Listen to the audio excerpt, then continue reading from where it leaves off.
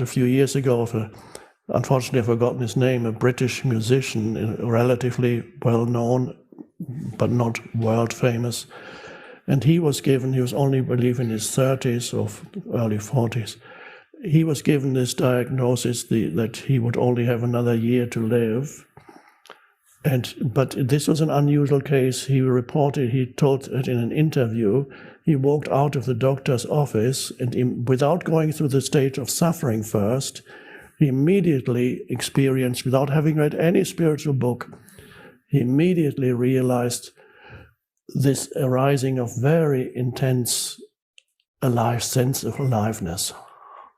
And he lived completely in the present moment, suddenly started living completely in the present moment. And then he said in the interview, he thought, why didn't I do this before? Why did I wait for this? And he felt you can't call it, it's not happiness what he felt, it's not happiness, that's a superficial thing, something deeper than happiness. He felt life itself, the joy of life that is deeper than happiness or unhappiness. Perhaps even to call it joy is not quite right. That an intensified sense of aliveness. And what is that? What is that intensified sense of aliveness?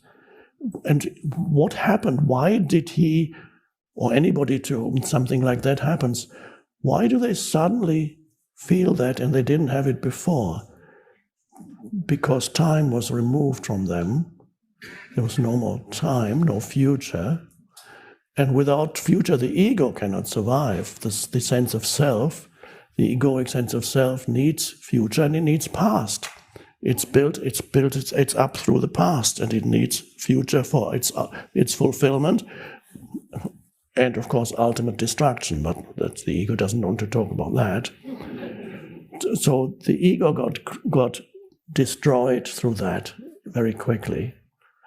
And so it has happened to people who have lost everything, who were involved in huge natural disasters or man-made disasters. It doesn't happen to everybody. Some people remain stuck in terrible suffering.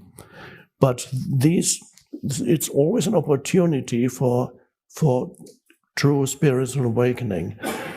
And so, but you have come here now because you no longer need. You've done the stage of suffering. So suffering may still be important because it will intensify your presence when it comes. But you don't need suffering as such because you are voluntarily inviting the state of presence into your life. It begins to manifest through you.